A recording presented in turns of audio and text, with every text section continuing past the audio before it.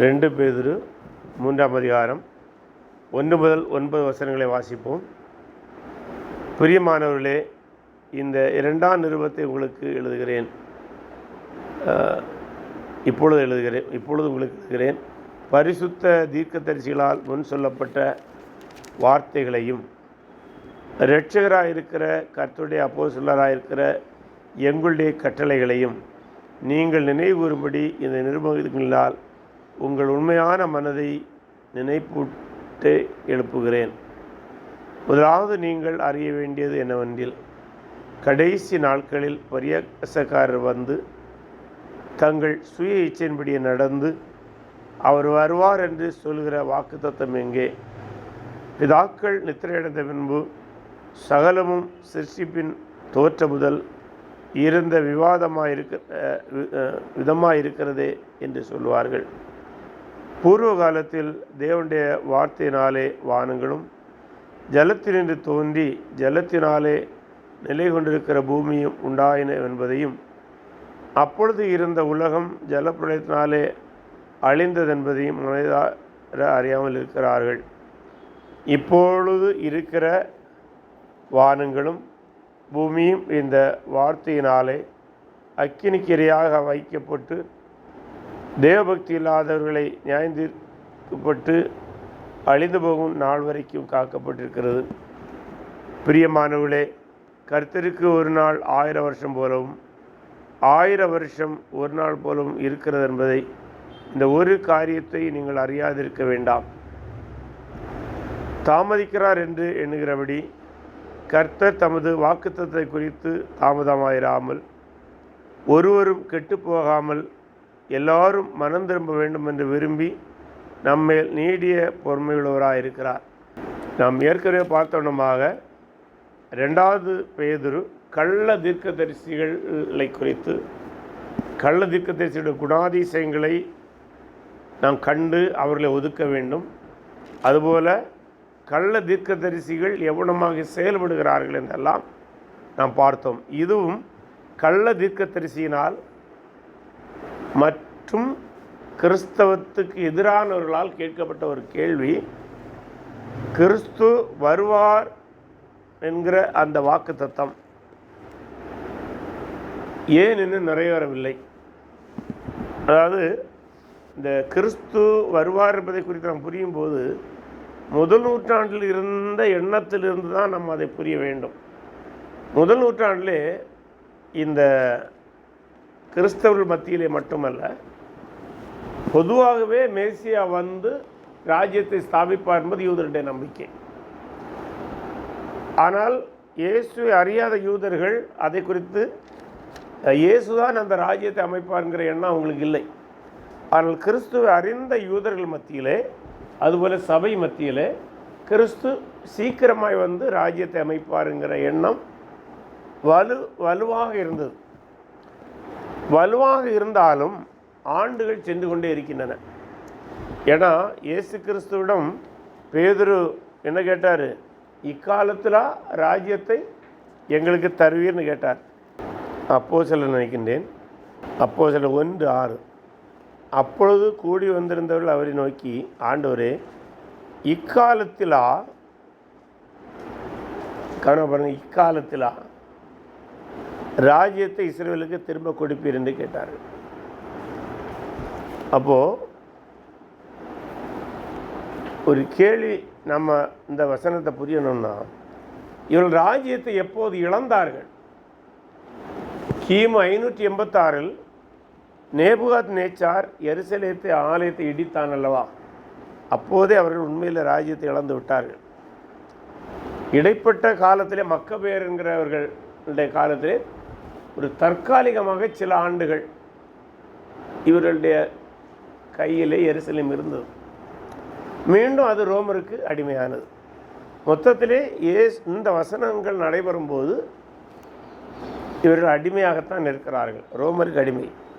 ஆகவே 586 ராஜ்யம் பழையது போல தாவீதின் காலத்தில் எவ்வளோ மகிமையோடு இருந்ததோ அவ்வளோ மகிமையோடு இந்த இஸ்ரவேல் தேசம் எழும்ப வேண்டும், சிதறுண்ட கோத்திரங்கள் சேர்க்கப்பட வேண்டும் 12 கோத்திரங்களுக்கும் அந்த இடங்கள் இருக்க வேணுங்கிற எண்ணம் இருந்தது. அது அவர்கள் சுமார் எத்தனை ஆண்டுகள் ஆகிவிட்டது? சுமார் 400-500 ஆண்டுகள் ஆகிவிட்டது, நடக்கவே இல்லை. இப்போ இயேசு மேசியா என்கிற எண்ணம் இப்பொழுது சீசர்களுக்கு தெரியும். அதனால தான் கேட்குறாங்க, இப்போ நீர் உயிர்த்தெழுந்தாச்சு அல்லவா, இப்போ ராஜ்யத்தை தருவரான்னு கேட்குறாங்க. அவர் பதில் சொல்வார் அதற்கு கருத்தை. அதற்கு அவர், பிதாவானவர் தம்முடைய ஆதீனத்தில் வைத்திருக்கிற காலங்களையும் வேலைகளையும் அறிகிறது உங்களுக்கு அடுத்ததல்ல. பொதுவாக சீஷர்களோ பேதுருவோ தவறான கேள்வி கேட்டால் கண்டித்து கொள்வார். இங்கே பங்கு ராஜ்யத்தை தரமாட்டேன்னே அவர் சொல்லலை. அப்படியானால பொருள் என்ன? ராஜ்யம் உண்டு, ராஜ்யம் பூமியிலையும் உண்டு. அதான் அவர் சொல்வார், அந்த காலங்களையும் வேலைகளையும் உங்களுக்கு அறிகிறது உங்களுக்கு அடுத்ததில்லை. அது இப்போ உங்களுக்கு தேவையில்லை. அது எப்போது நிறைவேறுகிறதோ அப்போது பார்த்துக்கொள்ளுங்க. ஆகவே இதன் அடிப்படையில் நாம் பார்க்கும்போது காலங்கள் போய்கொண்டே இருக்கிறது. இந்த வசனங்கள் எழுதப்படும் போது 65க்கு அந்த காலகட்டம்னா நீரோ மன்னர் தான் இவங்களெல்லாம் கொன்னதாக கருதப்படுகிறது. அப்போ நீரோ மன்னருக்கு முன்னாடி சொல்லும்போது கிபி 64-65 அந்த காலகட்டம். அப்போ அதிலிருந்து நம்ம இயேசு கிறிஸ்து மரித்து உயிர்த்தெழுந்தது கிபி 30 நம்பப்படுகிறது. அப்போ ஏகதேசம் 30-35 வருஷம் போயிடுச்சு. இவங்களுக்கும் வயசாயிடுச்சு. அந்த முதல் தலைமுறை கிறிஸ்தவர்கள் எல்லாமே வயது முதிர்ந்தவர்களாக இருக்கிறாங்க. ராஜ்யத்தை எதிர்பார்த்துருக்கிறாங்க. 35 வருஷம் போயாச்சு, ராஜ்யம் வரலையே. ஏன்னா இதில் இன்னொன்று புரியணும், அவர் வருவார் என்று சொல்வதை இன்னைக்கு நம்ம புரிந்திருக்கிற மாதிரி அல்ல, அவர்கள் மிக தெளிவாகவே புரிந்திருந்தாங்க. அவர் வந்து ராஜ்யத்தை அடுத்து அமைப்பாருங்கிற எண்ணம் இருந்தது. அதான் அவங்க கேட்குறாங்க, என்ன ஆண்டுகள் போய்கொண்டிருக்கிறது, என்ன நடக்குது? ஆகவே கிறிஸ்தவத்துக்குள்ளாகவே தவறான விளக்கங்கள், கேலி பேசுவது, ஏளனம் பேசுவது எல்லாமே வருகிறது. அப்போ அவர்களுக்கு பதில் கொடுக்க தான் இதை எழுதுகிறார். அதான் சொல்லார், பிரியமானவர்களே, இந்த 2ஆம் நிருபத்தை இப்பொழுது உங்களுக்கு எழுதுகிறேன். ஏற்கனவே நமக்கு தெரியும், முதல் நிருபத்தில் எழுதினார். 2ஆம் நிருபத்தை எழுதுகிறேன் சொல்கிறாரு. 2ஆம் வசனம், பரிசுத்த தீர்க்கதரிசிகளால் முன் சொல்லப்பட்ட வார்த்தைகளையும். ஒரு கேள்வி, பரிசுத்த தீர்க்கதரிசிகளால் முன் சொல்லப்பட்ட வார்த்தை என்பது பழைய ஏற்பாடு. இன்றைக்கு பலர் தீர்க்க தரிசனம் என்று சொல்கிறார்களோ அதல்ல. பரிசுத்த தீர்க்கதரிசிகளால் முன் சொல்லப்பட்ட வார்த்தைகளையும். அடுத்தது, இரட்சகராயிருக்கிற கர்த்தருடைய அப்போஸ்தலராகிய தன்னை மட்டும் பேசல, அப்போஸ்தலராகிய எங்களுடைய கட்டளைகளையும். அப்போ என்னன்னு தெரியுமா? பழைய ஏற்பாடும் அப்போஸ்தலர்களுடைய எழுத்துக்களும் சமம். சமீபத்தில் என்கிட்ட 2-3 கேள்வி கேட்டாங்க, கிறிஸ்தவர்களுக்கு பழைய ஏற்பாடு தேவையில்லை இல்லவா? அது ஒரு தவறான போது. கிறிஸ்தவர்களும் பழைய ஏற்பாட்டின் அடிப்படையில் தான் மேசியாவுடைய வருகையை பார்க்குறாங்க. இன்றைக்கும் இயேசு கிறிஸ்துவின் 2ஆம் வருகை அல்லது அவர் ராஜ்யத்தை அமைத்தல் என்பதை குறித்து நம்ம சரியாக புரியணும்னா பழைய ஏற்பாடு இல்லாமல் புரிய முடியாது. அதுதான் சொல்லார், நீங்கள் குழம்பாமல் இருக்கணும்னா தீர்க்கதரிசிகளும் மேசியாவுடைய ராஜ்யத்தை குறித்து சொல்லியிருக்கிறாங்க, நாங்களும் சொல்லியிருக்கிறோம். அப்போ நீங்கள் என்ன செய்யணும்? ராஜ்யத்தை குறித்து சரியாக புரியணும்னா 2ஐயும் சரியாக படிக்கணும். பழைய ஏற்பாடில் தீர்க்கதரிசிகள் மேசியாவுடைய வருகை, மேசியாவுடைய ஆட்சி, அதை குறித்து என்ன சொல்லியிருக்கிறாரு அதை நீங்கள் படிக்கணும். நாங்கள் உங்களுக்கு என்ன போதித்தோம், என்னென்ன நிருபங்கள் எழுதணும், அதை நீங்கள் படிச்சுக்கணும். 2லிருந்து தான் நீங்கள் புரியணும். அதனால் பழைய ஏற்பாடை ஒதுக்கலாம் என்று ஒருவர் சொல்லுவார் என்றால் அது தவறான போதனை. ஒருவேளை பழைய ஏற்பாடுள்ள நியாயப்பிரமாணம் நமக்கு தேவையில்லை என்று சொன்னால் அது ஓரளவு ஏற்றுக்கொள்ளப்படத்தக்கது. மற்றபடி பழைய ஏற்பாடே தேவையில்லை என்கிற ஒரு கருத்தை ஒரு கிறிஸ்தவர் பிரசங்கிப்பாரானால் அவர் பைபிளை சரியாக புரியவில்லை, அப்போஸ்தலர்களை சரியாக புரியவில்லை, கிறிஸ்துவை புரியவில்லை, புதிய ஏற்பாடையும் சரியாக புரியவில்லை. இந்த இயேசு கிறிஸ்து கூட ஒரு ஓமையில் சொல்லல, நல்ல வேதபாரகன் தன் பொக்கிஷத்திலிருந்து பழையவைகளையும் புதியவைகளையும் எடுத்து கொடுப்பான்னு தான் சொல்கிறார். இப்போ அவரே வரப்போகிற புதிய வெளிப்படுத்தல்களை குறித்து பேசியிருக்கிறார். ஆகவே எதையும் ஒதுக்க முடியாது. அது நம்முடைய கையில் இருக்கிற பழைய ஏற்பாடுலேயும் மெஸ்ஸியாவை குறித்து புரிய வேண்டும், புதிய ஏற்பாடுலையும் புரிய வேண்டும். அவர் சொல்லார், நீங்கள் நினைவு கூறும்படி. அப்போ நான் இந்த 2ஆம் நிருபத்தை என்ன எழுதியிருக்கிறேன், நீங்கள் வருகை குறித்தோ அல்ல ராஜ்யத்தை குறித்தோ சரியாக புரியணும்னா 2ஐயும் படிக்கணும். அப்போ அதுக்கு அர்த்தம் என்ன தெரியுமா, இந்த 2ஐயும் சரியாக படிக்காதவன் தான் வருகையை போட்டு குழப்புறான், இந்த 2ஐயும் புரியாதவன் தான் ராஜ்யத்தை போட்டு குழப்புறான், இந்த 2ஐயும் புரியாதவன் தான் வருகை குறித்து கேள்வி எழுப்புறான். அதான் அதுக்கு அர்த்தம். ஆகவே தொடர்ந்து நம்ம நினைவு வைத்துக் கொள்ள வேண்டும். அடுத்த சில விளக்கங்களை கொடுக்கிறார். 3ஆம் வசனம். முதலாவது, நீங்கள் அறிய வேண்டியது என்னவெனில். முதல்ல நீங்கள் என்ன அறியணும், ரொம்ப கேஷுவலாக எழுதுகிறார். அதான் இல்லை, பவுலுக்கு ரைட்டிங்ஸில் கொஞ்சம் வித்தியாசமாக இருக்கும், இவர் கொஞ்சம் வெரி வெரி வெரி கேஷுவலாக எழுதுகிறார். முதலாவது நீங்கள் அறிய வேண்டியது கடைசி நாட்களில். இந்த இடத்துல கடைசி நாட்களில் என்று சொல்லும்போது, பொதுவாக நம்ம எபிரேயரில் படிக்கும்போது கடைசி நாட்கள் என்பது இயேசு பிறந்ததிலிருந்தே கடைசி ஆரம்பித்து விட்டது. இன்னும் சில கத்தோலிக்க அறிஞர்களுடைய பார்வையில் சிலர் சொல்கிறாங்க, நேபுகாத்நேச்சார் எருசலேம் ஆலயத்தை இடித்தார்களோ அதிலிருந்தே கடைசி காலத்தை கணக்கிடலாம் என்று சொல்கிற அறிஞர்கள் இருக்கிறார்கள். ஆனால் பொதுவாக இந்த கடைசி காலங்களில் என்று சொல்லும்போது இயேசு கிறிஸ்து பிறந்ததிலிருந்தே கணக்கிடணும், சரிங்களா? ஆனால் இங்கே அவர் சொல்லுகிறது அதையும்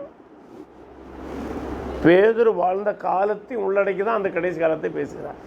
கடைசி நாட்களில் பரியாசக்காரர் வந்து தங்கள் சுய இச்சையின்படியே நடந்து. அப்படின்னா பரியாசக்காரனா இந்த இடத்துல கள்ள தீர்க்கதரிசிகள் தான் சொல்கிறார். அதுபோல் கிறிஸ்தவத்துக்குள்ளே இருந்த துர்போதனைகளையும் சொல்கிறார். பரியாசம் வந்து தங்கள் சுய இச்சையின்படி நடந்து. மீண்டும் நீங்கள் முந்தின அதிகாரத்தில் கள்ள தீர்க்கதரிசி குணத்தை படித்தார் சொன்னார்லாம், அந்த குணம் மீண்டும் நினைப்பூட்டுகிறார். இது அப்படின்னா அவங்க நம்ம வார்த்தையில் இருக்கணுமா, self proclaimed ministers, no church ordained them. எந்த சபையும் அவர்களே ஆர்டினேஷன் கொடுக்கறது கிடையாது, எந்த சபையும் அவர்களை அங்கீகரிக்கிறதே கிடையாது. அவங்களே கர்த்தர் தங்களை அழைத்தார் என்றும் கர்த்தர் தங்களை அனுப்பினார் என்றும் சொல்லுவாங்க. தாங்கள் செய்வதெல்லாம் ஊழியம் என்று கருதுகிறார்கள். அவங்கள தான் பரியாசக்காரர் சொன்னார். பரியாசக்காரர் வந்து தங்கள் சுய இச்சையின்படி நடந்து அவர் வருவார் என்று சொல்கிற வாக்குத்தத்தம் எங்கே கேள்வி கேட்குறாங்க. அப்போ ஏன் இந்த கேள்வி கேட்குறாங்க? அவர் வருவாருங்கிற வாக்குத்தத்தம் எங்கே அப்படின்னு எங்கே இல்லைன்னு அவங்க நினைக்கிறாங்க. அதுக்கு தான் பேதுரு சொன்னார், முதல்ல 2 பைபிளையும் படிங்கன்னு சொன்னார். பழைய ஏற்பாட்டையும் புதிய ஏற்பாட்டையும் ஒழுங்காக படிங்க, அவர் வருவார் எங்கே என்னன்னு இருக்குது. அப்போது அதை ஒழுங்காக படிக்காதவன், அது தெரியாதவன் இதை புரட்டுறான், கேள்வியை கேட்குறான். அடுத்தது பிதாக்கள் நித்திரை அடைந்த பின்பு அடுத்து அவங்க ஆர்கியுமெண்ட். யாருக்கு ஆர்கியுமெண்ட்? இந்த ஆர்கியுமெண்ட் பேதுருக்கு ஆர்கியுமெண்ட் இல்லை. கள்ள தீர்க்கதரிசிகள் பரியாசக்காரர் தங்களுடைய நியாயத்தை அல்லது தங்களுடைய கேள்விக்கு நியாயம் கற்பிப்பதற்கு கேட்ட கேள்வி என்ன கேட்குறாங்களாம்? பிதாக்கள் நித்திரை அடைந்த பின்பு. பிதாக்கள் நாங்கள் யார்? தங்களுடைய முற்பிதாக்கள் என்று சொல்ல முடியும், அல்லது தற்காலத்தில் வாழ்ந்து மரித்து போகிறவர்களை குறிக்கலாம். பிதாக்கள் நித்திரை அடைந்த முன்பு சகலமும் சிருஷ்டிப்பின் தோற்ற முதல் இருந்த விதமாக இருக்கிறதே என்று சொல்லுவார்கள். அப்படி என்னது? இப்போ கூட இது ஒரு ஃபிலாசபியாகும். நீங்கள் இதை கேஷுவலாக ரோட்டோரங்களில் கேட்கலாம், அன்னைக்கு இருந்த போல தான் இன்னைக்கு இருக்குதாப்பா. இது ஒரு ஃபிலாசபி. கேஷுவலாக மனிதன் பேசுவான், எல்லாம் அப்படியே தான் இருக்குது, எதுவும் மாறாது. சயின்ஸ் கூட என்ன சொல்லுது? நேச்சர் அப்படியே தான் இருக்குது. அதான் சொல்லுது, நேச்சர் இஸ் காட். இயற்கை தான் தேவன், ஏன்னா இயற்கை அப்படியே தான் இருக்குது. இது ஒரு தத்துவம். இது நம்ம கேஷுவலாக பேசுகிற மாதிரி நினைக்கிறேன், அது ஒரு ஃபிலாசபி. அது சொன்னாங்க எல்லாம் அப்படி தான் இருக்குது. தாத்தா இருந்தாங்க, பாட்டி இருந்தாங்க, எல்லாரும் மறிச்சாங்க, உலகம் அப்படியே தான் இருந்துகிட்டு இருக்கோம். எனக்கு இருந்த பல நபர்கள் அதை கேஷுவலாக சொல்லுவாங்க, இப்படியே தான் இருக்கும். அவசரம் பூர்வ காலத்தில் தேவனுடைய வார்த்தையினாலே வானங்களும் ஜலத்திலிருந்து தோன்றி ஜலத்தினாலே நிலை கொண்டிருக்கிற பூமியை உண்டாயின என்பதையும், அப்பொழுது இருந்த உலகம் ஜலப்பிரளயத்தினாலே அழிதன் என்பதையும் மனதாக அறியாஇருக்கிறார்கள். இப்போ இது பேதுருக்கு ஒரு ஆன்சர், ஒரு அப்பாலஜிட்டிக்கல் ஆன்சர். அப்படின்னா உலகம் அப்படியே இல்லைப்பா, படைத்ததுலேருந்து நீங்கள் அப்படியே இருக்குன்னு சொல்கிறீங்க, அப்படி இல்லை. படைத்த பிறகு இந்த பூமி பல மாறுதல்களை போயிருக்கிறது. என்ன மாறுதல் சொல்லாரு? பூர்வ காலத்தில் தேவனுடைய வார்த்தையினாலே வானங்களும் ஜலத்திலிருந்து தோன்றி ஜலத்தினாலே நிலை கொண்டிருக்கிற பூமியும். அது இதுக்கு பல விளக்கங்களை கொடுக்க முயற்சிக்கிறாங்க. ஒன்று நம்ம ஆதியாகமம் 1ஆம் அதிகாரத்தை எல்லாம் படிக்கும்போது ஜலம் மேலேயும் கீழேயும் பிரிந்தது, விரிவில் கொஞ்சம் ஜலம் இருந்துச்சு அப்படின்னு ஒரு விளக்கம் இருக்குது. இது ரெண்டுக்கும் இடையில பூமி இருக்குங்கிற ஒரு விளக்கம். இன்னொரு விளக்கம், ஆண்டவர் பூமியை படைத்த போது ஜலம் பிரிந்த பின்பும் இந்த பூமியுடைய அட்மாஸ்பியர் ஏசி மாதிரி இருந்துச்சு. எப்போவுமே குழு குழுன்னு இந்த அப்படி தண்ணியோடு தாங்கப்பட்டிருந்த அப்படின்னால பூமியை சுற்றி நம்ம என்ன இருக்கிற வெப்பம் போல் இல்லை, எப்போவுமே கொஞ்சம் மாய்ஸ்டர் மாதிரி அந்த ஏசியில் இருந்த மாதிரி இருக்கும்போது அப்படி இருந்துச்சுன்னு அப்படி ஒரு விளக்கம் இருக்குது. இன்னொரு விளக்கம் அப்படி இல்லை, சமுத்திரத்துக்கு மேலே பூமி இருந்த போல் காட்சி இருக்கிறது அல்லவா, அதுதான் அவர் சொல்லார். ஜலமே அதை தாங்கி கொண்டு இருக்கிறது, அப்படி தான் பேசுகிறாரு என்று பல விளக்கங்களை கொடுக்குறார்கள். ஒன்று புரிஞ்சு கொள்ள வேண்டும், கேஷுவலாக மனுஷன் என்ன பேசுவானோ அதுதான் பேசுகிறார். ரொம்ப டீப்பாக சயின்டிஃபிக்கில் ஒன்றா அவர் போகலை. சாதாரணமாக ஒரு மனிதனுக்கு ஒரு செய்தியை அன்னைக்கு சொன்னால் எப்படி புரிவாங்களோ அப்படி பேசுகிறார். உண்டாயின் என்பதையும் அப்பொழுது இருந்த உலகம். இப்போது இதில் தான் ஒரு பெரிய கேள்வி. சிலர் சொல்கிறாங்க அந்த உலகம் அழிஞ்சு புதிய உலகம் வந்துடும். அப்படி இல்லை. அப்பொழுது இந்த ஒன்று புரிஞ்சுங்க, ஒரே உலகம்தான், ஒரே படைப்பு தான். அதனால் நம்ம மேலே படிக்க வேண்டியது, மேலே சொல்லும்போது 5ஆம் வசனத்தில் பூமி உண்டானதுன்னு சொல்லப்பட்டுள்ளது. அது அந்த பூமியில் தான் மாற்றங்கள் உண்டானது. இப்போது அப்பொழுது இருந்த உலகம் அல்லது அப்போது இருந்த பூமி என்று வைத்து கொண்டால் கூட ஜலப்பிரளயத்தினாலே அழிந்தது என்பதை மனதார அறியாமல் இருக்கிறீர்கள். இப்போ ஒரு கேள்வி, ஜலப்பிரளயத்தினால உலகமும் பூமியும் மொத்தமாக அழிஞ்சு போச்சா அல்ல பூமி இல்லாமலே போயிட்டா? இல்லை, அதே பூமி தான் இருந்தது. ஆகவே அது 2 கிரியேஷன் அல்ல, ஒரே கிரியேஷன் தான். ஏன்னா சிலர் அதை 2 கிரியேஷன் காட்ட முயற்சிக்கிறாங்க. இருந்தது என்பதையும் இப்பொழுது இருக்கிற வானங்களும் பூமி அந்த வார்த்தையின்படியே, எந்த வார்த்தை? தமது வல்லமையுள்ள வார்த்தையினாலே தாங்குகிறார்னு நம்ம படிக்கிறோம் எல்லாம், அந்த வார்த்தையின்படி எடுத்தாலும் சரி, அல்லது தேவன் கொடுத்த வாக்குத்தத்தத்தின்படி எப்படி எடுத்தாலும் சரி, இப்பொழுது இருக்கிற வானங்களும் பூமி அந்த வார்த்தையின்படியே அக்கினிக்கு இரையாக வைக்கப்பட்டு. அந்த மோசே ஆண்டவர் ஜலப்பிரளயத்தினால் அழித்த பின்பு நோவாட்ட என்ன சொன்னார்? இனிமேல் நான் ஜலத்தினால் அழிக்க மாட்டேன். ஒருவேளை பேதுரு அதை நினைவு கூர்ந்து பேசுகிறார், இனிமேல் அக்கினி நான் அழிவென்று சொல்லி கருதுகிறார். தேவ பக்தி இல்லாதவர்கள் நியாயம் தீர்க்கப்பட்டு அழிந்து போகும் நாள் வரைக்கும் காக்கப்பட்டது. அப்படின்னா எப்படி நோவா காலத்தில் தேவபக்தி உள்ளவர்களை காத்து தேவபக்தி அற்றவர்கள் அழித்தாரோ அதுபோல் இப்போ இருக்கிற உலகமும் முடிவு அப்படிதான். ரொம்ப அழகான ஒரு ஆர்கியூமெண்ட். அப்படி என்னன்னா, இப்படி இருக்கிற அப்படின்னாலும் அழகாக ப்ரூஃப் கொடுக்குறாரு. அவங்க என்ன சொன்னாங்க? பூமி படைப்பு முதல் அப்படியே தான் இருக்குன்னு சொல்லுவாங்க. இவர்களெல்லாம் இல்லை, ஏற்கனவே இவருக்கு அழிக்கப்பட்டாயிற்று, தேவபக்தி உள்ளவர்கள் காக்கப்பட்டாயிற்று. அதுபோல் இப்போது இருக்கிற பூமியும் இப்போது இருக்கிற மக்களும் தேவபக்தி உள்ளவர்கள் காக்கப்பட்டு மற்றவங்க அழிக்கப்படுவாங்க. ரொம்ப ஸ்ட்ராங்கான ஆர்கியூமெண்ட். அவங்க என்ன சொன்னாங்க? எந்த மாற்றமும் நடக்கல. இவர் பேரெல்லாம் இல்லை, ஏற்கனவே இவருக்கு அழிக்கப்பட்டது, அதுபோல் அழிக்கப்படும். ரொம்ப அருமையான ஆர்கியூமெண்ட். அடுத்த 8ஆம் வசனம், பிரியமானவர்களே. முதல் வசனத்தில் எப்படி ஆரம்பித்தாரோ அதே போல் பிரியமானவர்களே, கர்த்தருக்கு ஒரு நாள் 1000 வருஷம் போலவும் 1000 வருஷம் ஒரு நாள் போலவும் இருக்கிறதுங்கிற ஒரு காரியத்தை நீங்கள் அறியாதிருக்க வேண்டாம். இந்த வசனத்தையும் போட்டு பலர் குழப்புவாங்க. நல்ல இறையியல் படித்தவங்களே சிலர் அந்த வசனத்தை போட்டு குழப்புறது உண்டு. ஒரு முறை இந்த 1900 1900 எல்லாம் சொல்லுவாங்க, இயேசுக படத்தில் அவர் இப்படி 2 விரலை காட்டிகிட்டு இருக்கிறாரு, அதனால 2000 அழிஞ்சிருவார் அப்படின்னு சொல்லுவாங்க. அதுபோல் இந்த ஆதியாம் புஸ்தகத்தில் ஒரு நாள் என்று சொல்வதை யுகங்களாக இருக்கலாம் என்று விளக்குறவர்களும் இந்த வசனத்தை எடுப்பாங்க. இந்த வசனம் அதுக்கான ஆண்டல்ல. கர்த்தருக்கு ஒரு நாள் 1000 வருஷம் போலன்னா, முதல்ல நம்ம புரிய வேண்டியது நம்ம கலண்டரு அவருக்கு அப்ளை ஆகாது. நம்ம கலண்டரு அவருக்கு அப்ளை ஆகாது. ஏன் தெரியுமா? நம்ம மனித குலத்திலே 2 விதமான கலண்டர் இருக்குது இன்றைக்கும். ஒன்று சூரிய கலண்டர், 365 நாளை கணக்கிட கொண்டது, நம்ம நாட்டில் பயன்படுத்துகிறோம். சில நாடுகளில் சந்திர கலண்டர், லூனார் கலண்டர்னு சொல்லுவாங்க. அவங்க 360 நாள் அது அந்த கணக்கில் வச்சுக்கிறாங்க. இது ரெண்டுமே தேவனுக்கு அப்ளை ஆகாது. ஏன்னா அவர் சூரியனுக்கு மேலே இருக்கிறார்.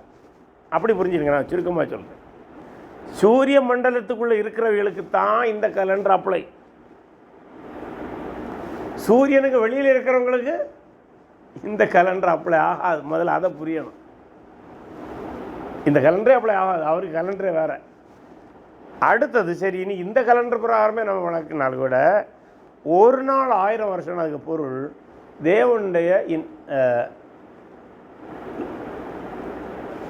நீடித்த பொறுமையை குறித்து சொல்வதுக்கு தான் அந்த வார்த்தையை முதல்ல பயன்படுத்த வரார். ஆனால் பைபிள்லேருந்தே இதை நம்ம வேறு விதத்துலையும் ஒரு விதத்தில் புரியலாம். எப்படி என்றால், ஒரு நாள் 1000 வருஷம் போலும்போது ஒரு நாள் கணக்கில் வச்சுடுங்க, ஒரு நாளை 1000 வருஷம்னு சொல்கிறார். அதுக்கு அர்த்தம் என்னது? நீங்கள் ஒரு நாள் நீ கணக்கிட்டேன்னா அவர் 1000 நாள் கூட கணக்கிட முடியும். அப்படி கணக்கிட்டால் வருகை என்ன ஆகும்? நீண்டு கொண்டே போகும். நல்லா புரிஞ்சுனுங்க, அருமையான ஆர்கியுமெண்ட். அப்போது இயேசு மரித்து உயிர்த்தெழுந்து பரலோகம் சென்று 35 வருஷம் தான் ஆகுது. அப்போவே என்ன ஆர்கியுமெண்ட் கொடுக்குறாரு? ஒரு நாள் 1000 வருஷம் போல். அப்படின்னா அவர் சொன்ன உடனே உங்கள் கலண்டரில் அப்படி வராண்டாம், அவருக்கு இந்த காலத்தை நீட்ட அருமை உண்டு.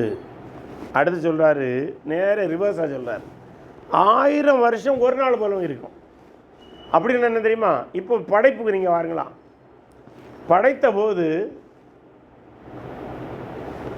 ஒரு நாளில் சூரியனை படைக்கிறார், ஒரு நாளில் பூமியை படைக்கிறார். அப்படி புரிஞ்சிட்டோன்னா, இந்த இன்னைக்கு சயின்டிஸ்ட் என்ன சொல்லாங்க? பூமி மில்லியன் ஆண்டுகளானு சொல்கிறாங்க. அப்போ மில்லியன் ஆண்டுகளாக படைக்க வேண்டிய ஒரு பூமியை ஒரே நாளாக படைக்கிறார். அதான் ஆர்கியுமெண்ட். ஒரு விதத்தில் சயின்டிஃபிக் ஆர்கியுமெண்ட். அப்படின்னா ஒரு நாளை 1000 ஆண்டாக நீட்டம் வராத முடியும். 1000 ஆண்டுகளில் செய்கிற வேலையை அல்ல 1000 ஆண்டுகளுக்கு மதிப்புள்ள ஒரு பொருளை ஒரே நாளில் படைக்கும். வைரம் எல்லாம் எத்தனையோ மில்லியன் இயர்ஸ் ஆண்டில் பூமிக்குள்ளே இருந்து இந்த சூடு ஏறி ஏசி எல்லாம் இல்லாதனால அது வைரமாக மாறிச்சு. இது எனக்கு விளக்கம் இல்லை, சயின்டிஸ்ட் விளக்கம். கார்பன் தான் வைரமாக மாறிச்சு. இது அருமையானது. அப்போ நம்ம என்ன செய்யலாம்? கார்பன் கறிக்கொட்டை எல்லாம் எடுத்து பூமியில் புதைச்சி வச்சு போனால் பல மில்லியன் ஆண்டுகளுக்கு பின்பு நம்முடைய பிள்ளைங்களெல்லாம் அதை வைரமாக எடுப்பார்கள். கேட்குறதுல தான் இருக்குது. சரி, இருக்கட்டும், அது கார்பன் கண்டென்ட்டாகவே இருக்கட்டும்.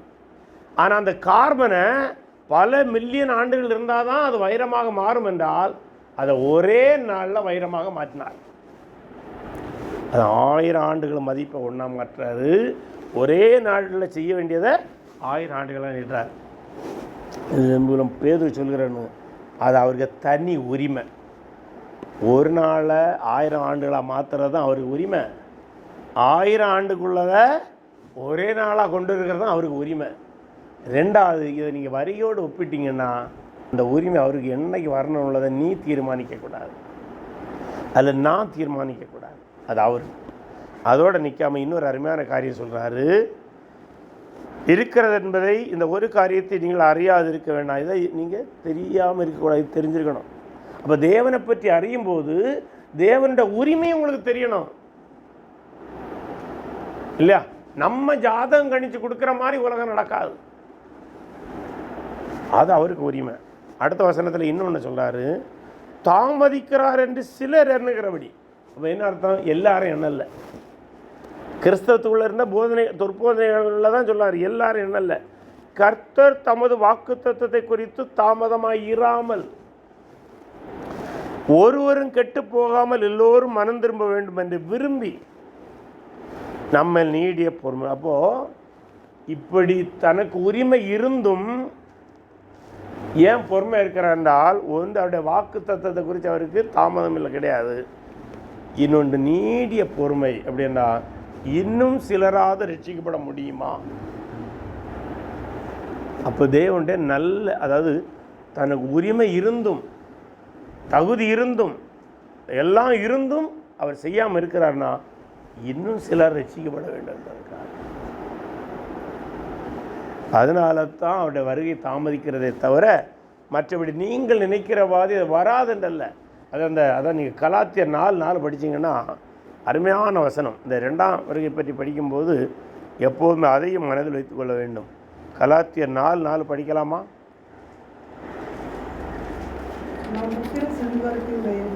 நாம் புத்திர சுவிகாரத்தை அடையும்படி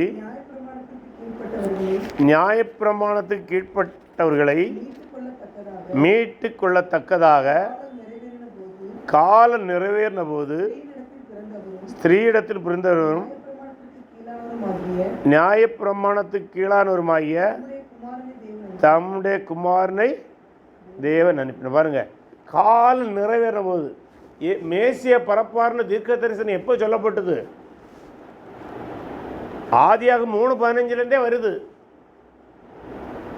ஸ்ரீயின் வித்துக்கு உன் வித்துக்கு ஒன்று. அதுலேருந்து கணக்கிட்டு பார்த்தா சுமார் 4000 ஆண்டுன்னு சொல்கிறாங்க, தோராயமாக தான் சொல்கிறது. ஆனால் ஆண்டவர் கரெக்டான நாளில் பிறந்தார். அதுபோல தான் செகண்ட் கம்மிங்கும் தாமதிக்காது. அவர் சொன்னார் இல்லையா, எப்படி முதல் வருகை நடந்ததோ அதுபோல் 2ஆம் வருகையும் எந்த தாமதம் இல்லாமல் அவருக்கு கலண்டர் பிரகாரம் நடக்கும் என்று மிக அருமையாக சொல்லார். சொல்லிட்டு மேலும் அதை குறித்து சில விளக்கங்களை கொடுக்கிறார். கர்த்தருடைய நாள் இரவிலே திருடன் வருகிற விதமாய் வரும்.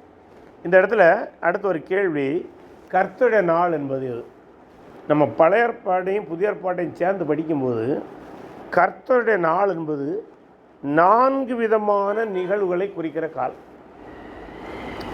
ஒன்று, உபத்திரவ காலத்தையும் கர்த்தருடைய நாள் என்று சில வசனங்கள் சொல்லுகின்றன. வசனங்கள் வேணும்னா 1 தெசலோனிக்கர் 5:2, 1 தெசலோனிக்கர் 5:2, இரவிலே திருடன் வருகிற விதமாய் கர்த்தருடைய நாள் வரும் என்று நீங்கள் நன்றாய் அறிந்திருக்கிறீர்களே. இது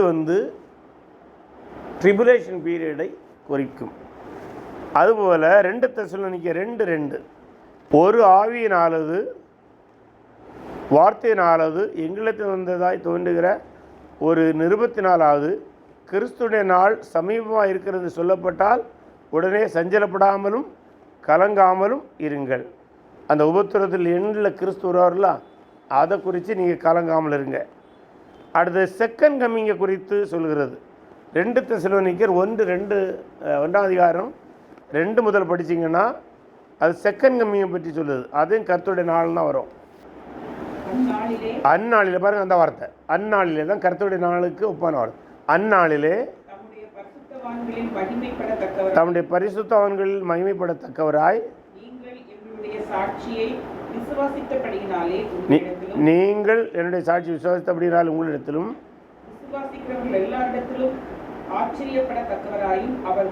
அவர் வரும்போது இங்கே செகண்ட் கம்மிங். அப்போ இங்கே கர்த்தருடைய நாள் என்பது செகண்ட் கம்மியை குறிக்கிறது. அடுத்தது இது மில்லியன் 1000 வருட அரசாட்சியும் குறிக்கும். அப்போஸ்தலர் 2:17 பாருங்கள், கடைசி நாட்களில் நான் மாம்சமான யார் மேலும் ஆவியை ஊற்றுவேன். 20 என்னது?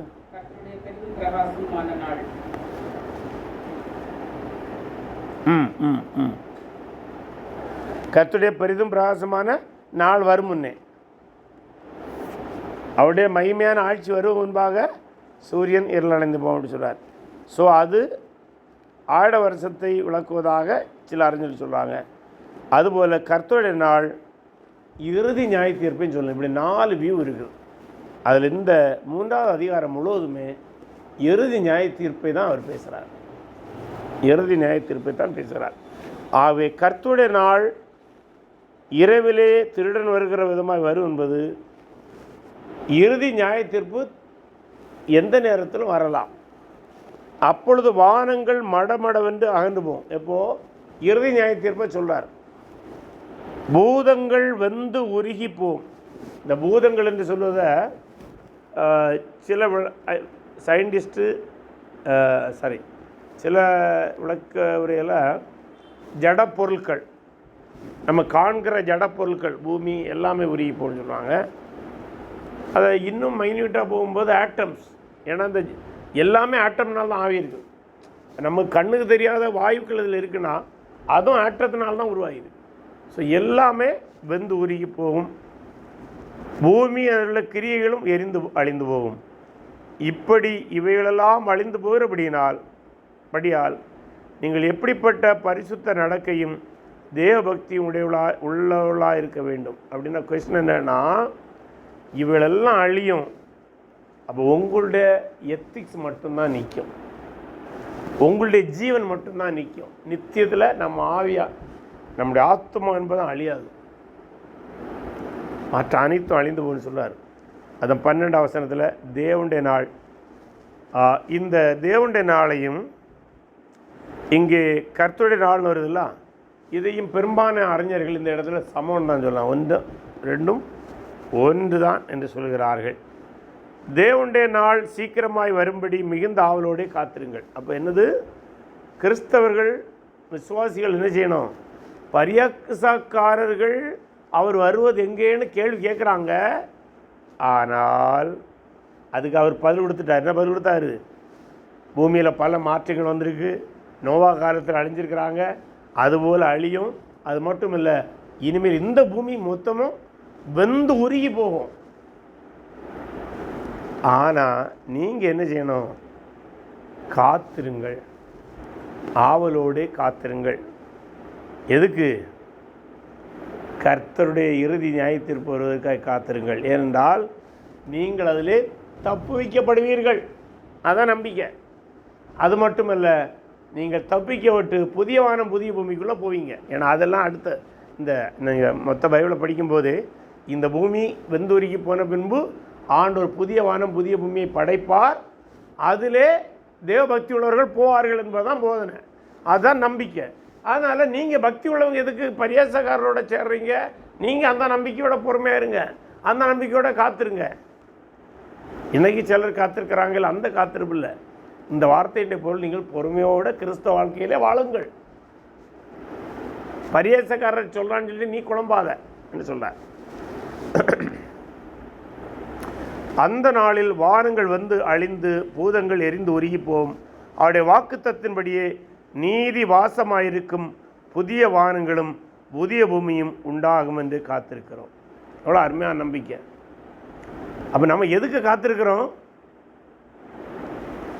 புதிய வானம் புதிய பூமியிலே நாம் இருப்போம் என்கிற நம்பிக்கையிலே நாம் காத்திருக்கணும். இன்னைக்கு நிறைய காத்திருப்பு கூட்டம் எல்லாமே நடத்துகிறாங்க. அது என்ன, இதை புரிஞ்சு நடத்துகிறாங்களா புரியாமல் நடத்துகிறாங்கன்னு தெரியலை. ஆனால் இயேசு கிறிஸ்து தனக்காய் மரித்து உயிர்த்தெழுந்தாருங்கிற நம்பிக்கையுடைய கிறிஸ்தவன் இதெல்லாம் அழிந்து போகும், அழியாத பூமியிலே தேவன் இருப்பார், அவரோடே நானும் இருப்பேன் என்கிற நம்பிக்கையினால் நீங்கள் பொறுமையோடு காத்திருங்க. பரியாசக்காரன் இயேசு வருகிறார் எங்கேன்னு சொன்னது நடக்கலையேன்னு அவனுக்கு பக்கம் சாஞ்சிடாத, அவன் சொல்கிற வார்த்தை ஒரு வாயில் வரக்கூடாது. 14ஆம் வசனம், ஆகையால் பிரியமானவர்களே, மீண்டும் விசுவாசிகளை பார்த்து பேசுகிறார், இவைகள் வர காத்திருக்கிற நீங்கள். அப்போ எதுக்கு காத்திருக்கிற? மீண்டும் இந்த புதிய காத்திருக்கிற நீங்கள் கரையற்றவர்களும் பிழையற்றவர்களுமாய் சமாதானத்தோடு அவர் சந்நிதியில் காணப்படும்படி ஜாக்கிரதையா இருங்கள். அப்படின்னு என்ன அர்த்தம்? இந்த கள்ள போதனைகளுக்கு விழுந்து போகாதுங்க, கள்ள போதனைகளில் விழுந்து போகாதுங்க. மேலும் நம்முடைய கர்த்தரின் நீடிய பொறுமை ரட்சிப்பென்று எண்ணுங்கள். அப்போ என்னது? அவர் பொறுமையாக இருக்கிறது நமக்கும் ரட்சிப்புக்கு சான்று, மற்றவங்களும் ரட்சிக்கப்பட வேண்டும் என்பதை அவர் ஏற்கனவே சொல்லிவிட்டார். நமக்கு பிரியமான சகோதரனாகிய பவுலும் தனக்கு அருளப்பட்ட ஞானத்தினாலே இப்படியே உங்களுக்கு எழுதியிருக்கிறான். இங்கே என்ன சொல்லாது? பவுலுக்கு நிருபங்களுக்கும் வேலிடேஷன் கொடுக்குறார். எவ்வளோ அருமையான வார்த்தை தெரியுமா? பழைய ஏற்பாடு முக்கியமானது, அப்போஸ்தலராகிய நாங்கள் சொன்னது முக்கியம். பவுல் கொஞ்சம் ஸ்டாண்டர்டாக எழுதியிருக்கிறாரு நிருபங்கள்லாம், அதுவும் முக்கியம். அதை ஒதுக்கிறாங்க. பவுலுக்கு நிருபங்களுக்கு அப்போஸ்தலர் அங்கீகாரத்தை கொடுக்குறார். எனக்கு அநேகர் என்ன சொல்லுவாங்க தெரியுமா? பவுல் தான் வந்து கிறிஸ்தவத்தை குழப்பிட்டார். எனக்கு தெரிஞ்ச ஒரு சில கிறிஸ்தவர்களே பேசுவாங்க. அந்த வார்த்தை யார் சொல்கிறதுன்னா, இஸ்லாமியர்களும் கிறிஸ்தவத்துக்கு எதிரானவர்களும் பல முறை இந்த வார்த்தையை சொல்லுவாங்க. 4ஆவது நூற்றாண்டு வரை பவுல் பிறக்கிறது வரை கிறிஸ்தவம் ரொம்ப நல்லா இருந்தது. பவுல் பிறந்து தான் கிறிஸ்தவத்தை புரட்டிட்டார். எங்கே புரட்டினார்? புரட்டி இருந்தால் பேதுரு அங்கீகரிக்க மாட்டார். அதான் பேதுரு சொல்றாரு, பழைய ஏற்பாடை கவனிங்க, அப்போஸ்தலராகிய நாங்கள் சொன்னதையும் கவனிங்க, பவுலும் எழுதியிருக்கிறான் அதையும் படிங்க. தொடர்ந்து சொல்றாரு, எல்லா நிருபங்களையும் இவைகளை குறித்து பேசியிருக்கிறான். அவர் சொன்னவர்களில் சில காரியங்கள் அறிகிறதுக்கு அரிதாக இருக்கிறது. அப்படின்னா it's very difficult to understand. பேதுருக்கே பவுலுக்கு நிருபங்களை புரிகிறதுல சிக்கல் இருந்திருக்கு. அவ்வளோ லாஜிக், அவருடைய எழுத்து திறமை அப்படி. அதனால் என்ன நடந்திருக்குது? கல்லாதவர்களும் உறுதியில்லாதவர்களும் மற்ற வேத வாக்கியங்களை புரட்டுகிறது போல தங்களுக்கு கேடு வரத்தக்கதாக இவைகளையும் புரட்டுகிறார்கள். அப்போது பைபிளை புரட்டுகிறவன் யார்? கல்லாதவன். இன்றைக்கி தமிழ்நாட்டில் ஒரு சில முக்கியமான பிரசங்கிகள், நான் பேரை சொல்ல விரும்பலை இந்த இடத்துல, அவங்க எழுத்துக்களிலே அவங்க பிரசங்களிலே சொல்கிறாங்க பைபிள் காலேஜிலே படிப்பது தவறுன்னு. ஏனென்றால் பைபிள் காலேஜில் படித்தால் என்ன நடக்கும்? அவர்கள் புரட்டுறதை நம்ம கண்டுபிடிச்சிருவோம். அவங்க தப்பாக பிரசங்கம் பண்ணுறதை கண்டுபிடிச்சிருவோம். அவங்க கள்ள பிரசங்கங்களை கண்டுபிடிச்சிரும். அப்போ கண்டுபிடிக்காமல் இருக்கணும்னா அவங்க என்ன செய்யணும்? அவங்களை பின்பற்றுகிறவர்கள் பைபிள் காலேஜில் சென்று படிக்கக்கூடாது. ஆனால் வசனம் எழுதுறது, இந்த கல்லாதவர்கள் தான் பைபிளை புரட்டுவாங்க. ஏன்னா கல்லாதவர்கள் யாரும் சொன்ன முறைப்படி தெளிவாக படிக்காதவர். கல்லாதவர்களும் உறுதியில்லாதவர்கள், கிறிஸ்தவ வாழ்க்கையில் உறுதியற்றவர்கள், பொறுமையோடு வாழ்க்கையை ஓட்டணும். கிறிஸ்தவ வாழ்க்கை என்பது முட்டை பொரிக்கிற மாதிரி இல்லை. முட்டை அடுப்பில் சொட்ட ஓடினா பொரிச்சிடும். அதே முட்டை அடகாய்ச்சி பொரிச்சது எப்படி? ரெண்டையும் பொரிச்சதுதான் சொல்லியிருக்கு. என்ன அர்த்தத்தில் சொன்னாங்களே தெரியல. இந்த பொரிச்சது 2 நிமிஷம்தான். அது 21-22 நாள் ஆனால் தான் எந்த பொரிப்பு இப்போ நல்லது யோசித்து பாருங்க. அதான் சொல்லாரு, இதெல்லாம் பொறுமையோடு செய்ய வேண்டிய வாழ்க்கை. கிறிஸ்தவ வாழ்க்கை அந்த பொறுமையோடு ஓட வேண்டிய வாழ்க்கை. ஆதலால் பிரியமானவர்களே, 14ஆம் வசனம், இவைகளை முன்னமே நீங்கள் அறிந்திருக்கிறபடியால் அக்கிரமக்காருடைய வஞ்சகத்திலே நீங்கள் எழுப்புண்டு உங்கள் உறுதியிலிருந்து விலகி விழுந்து போகாதபடி எச்சரிக்கையாக இருந்தது. அப்போ என்னது? உறுதி இல்லாதவங்க தான் புரட்டுறாங்க, கல்லாதவர்களும் புரட்டுறாங்க. நீங்களும் விலகி போனீங்கன்னா நீங்களும் உறுதியற்றவர்கள் தான். நம்முடைய கர்த்தரும் இரட்சகருமாகிய இயேசு கிறிஸ்துவின் கிருபையிலும் அவரை அறிகிற அறிவிலும் வளருங்கள். இதை தான் முதல்ல ஆரம்பித்தார். அறிகிற அறிவில்னா a close intimate fellowship with Jesus Christ. அதில் வளருங்க. அவருக்கு இப்பொழுதும் என்றென்றைக்கும் மகிமை உண்டாவதாக. அருமையாக முடியாது. ஏன்னா அந்த மகிமை உண்டாவதுங்கிற வார்த்தை வந்து இஸ் கிங்ஷிப், அவருடைய ராஜரீகத்தை சொல்லார். அவருக்கு ராஜரீகம், அவருடைய ராஜரீகம் வரும் வரை நீங்கள் வளருங்க. உறுதி இல்லாதவர்கள் புரட்டுவாங்க, நீங்கள் அதை கேட்டு நீங்கள் உறுதி இல்லாத போயிடறாங்க. நீங்கள் உறுதியாக இருங்க. மிக அருமையான ஆலோசனை கொடுக்கின்றார். அப்படி கள்ள தீர்க்கதரிசிகளுக்கு நாம் எச்சரிக்கையாக இருக்க வேண்டும்.